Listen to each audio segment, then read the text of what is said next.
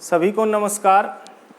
भारत में राष्ट्रवाद लेसन में आज हम चर्चा करेंगे काला कानून अर्थात रोल्ट एक्ट और उसके बाद जितने भी भारत में घटनाक्रम हुई उस विषय पर चर्चा करेंगे, वो चाहे जलियांवाला बाग हत्याकांड रहा हो या उसके परिणाम रहे हो।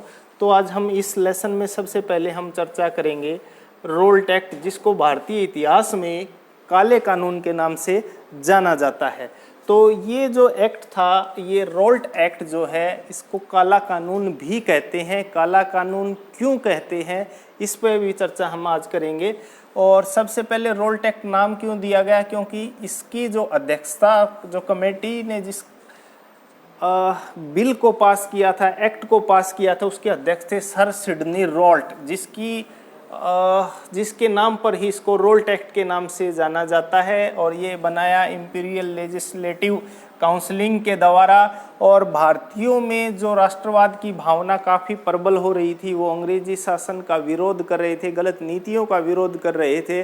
तो भारतीयों की जो भावनाएं थी उनको बलपूर्वक दबाने के लिए ये एक्ट को जो है पास किया गया। इसका उद्देश्य यही था कि भारत में राष्ट्रीय आंदोलनों को कुचलने के उद्देश्य से जो है इस कानून का निर्माण किया गया। और इसमें प्रावधान क्या थे कि ये कौन कौन से ऐसे महत्वपूर्ण इसमें बातें थी जो भारतीयों को पसंद नहीं आती थी। तो सबसे पहले यही था कि ब्रिटिश सरकार को ये अधिकार मिल गया था कि वो किसी भी भारतीय को जो है अदालत में मुकदमा चलाए बिना ही सीधा जेल में डाल सकती थी। यह इस आंदोलन का इस एक्ट का सबसे महत्वपूर्ण पहलू है कि वह किसी भी व्यक्ति को शक के आधार पर गिरफ्तार करके जो है जेल में डाल सकते थे। साथ में राजद्रोह का मुकदमा जो है, देशद्रोह का मुकदमा के लिए अलग न्यायालय की स्थापना की गई। तो भारतीय न्याय प्रणाली में पहली बार ऐसी न्यायालयों की स्थापना की गई जिसमें केवल और केवल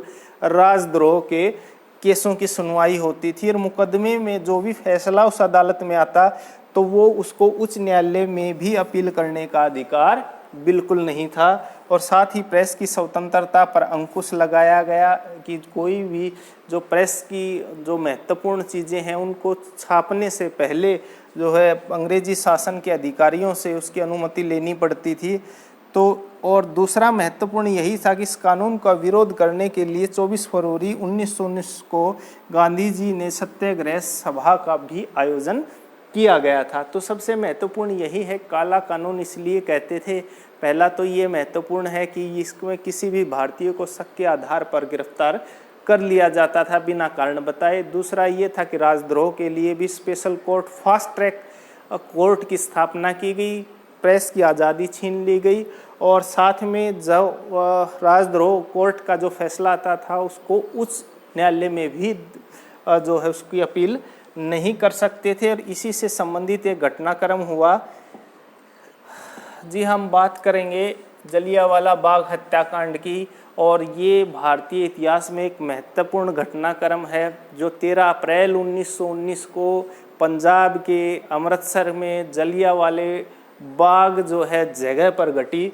तो इसका घटनाक्रम क्या था उसी पर हम चर्चा करेंगे कि जलियांवाला बाग हत्याकांड 13 अप्रैल 1919 को हुआ था।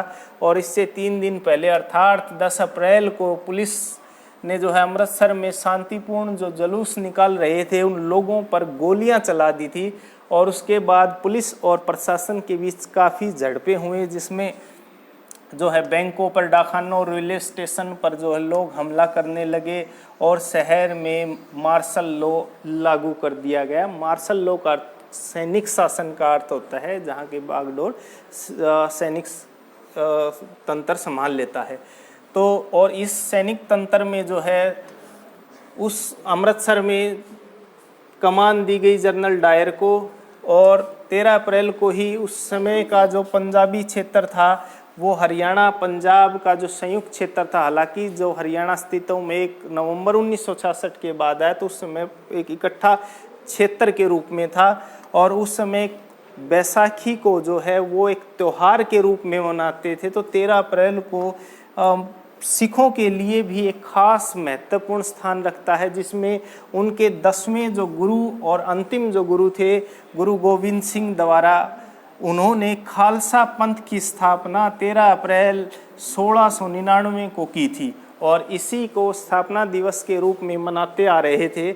और उसी दिन दोनों उपलक्ष्य बैसाखी का और गुरु जो है गोविंद सिंह की जो है खालसा पंथ की स्थापना के रूप में मनाने के लोग 13 अप्रैल 1919 को जलियांवाले बाग अमृतसर में इकट्ठा हुए थे। और साथ ही उस समय ये जो घटना घटी थी 10 अप्रैल के दिन की निहत्थे लोगों पर उन पे गोलियां चलाई गई थी, तो उस घटनाक्रम का भी वो विरोध कर रहे थे। तो उस समय जो जनरल डायर थे उस समय 90 हथियारबंद सैनिकों को लेकर के वो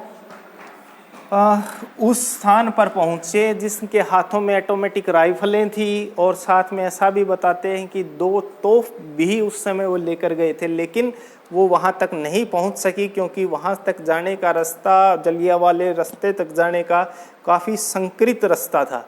और उस समय जनरल डायर ने निहत्थे लोग जो उस बाग में इकट्ठा हुए थे उन पर जो है 10 मिनट तक लगभग 1650 राउंड गोलियां चलाई गई और उसमें आधिकारिक तौर पर तो बताते हैं कि 484 लोग मारे गए, लेकिन हकीकत में ये संख्या जो है हज़ारों में थी और कई हज़ार लोग घायल भी हुए। ऐसा मानते हैं कि वहाँ पर जो कुआं था सैकड़ों शव तो उस कुएं में ही मिले। ये उस समय के कुछ चित्र हैं, जैसे ये वो कुआं है जहाँ पर जो है सैकड़ों शव मिले थे और ये वो संकीर्णित रास्ता है जहाँ से आने जाने का रास्ता। जब ये भी शुक्र है कि तोप आगे नहीं गई, नहीं तो और ज़्यादा घटनाक्रम काफ़ी भयंकर होता। ये वर्तमान का स्मारक अमृतसर में बनाया हुआ है। जनरल डायर का फ़ोटो, बाद में शहीद उधम सिंह ने जो है इनकी हत्या इस घटनाक्रम के आक्रोश में की थी।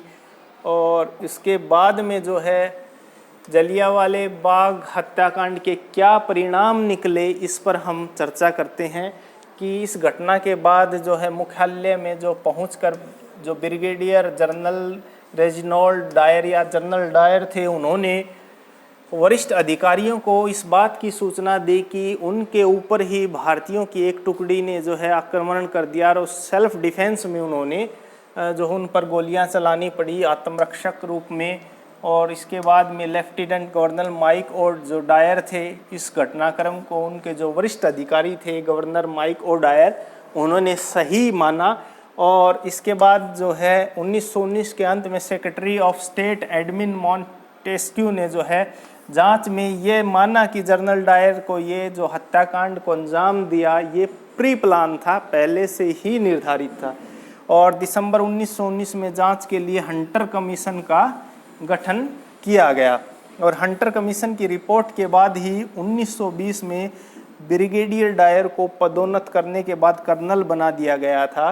हालांकि उसका जो आरोप थे उस आरोप के बाद भी उनको कर्नल बना दिया गया। हालांकि इसके 1920 में उन्होंने विश्वव्यापी जो निंदा हुई, हर जगह इस घटनाक्रम का विश्व के विभिन्न भागों में काफ़ी आलोचना हुई और उसके बाद में इन्होंने इस्तीफा दे दिया था। और साथ में भारत में भी बहुत सारी घटनाक्रम या प्रतिक्रिया हुई जिसमें रविंद्रनाथ टैगोर जी थे जिनको नाइटहुड की उपाधि मिली हुई थी, उन्होंने वो वापस कर दी।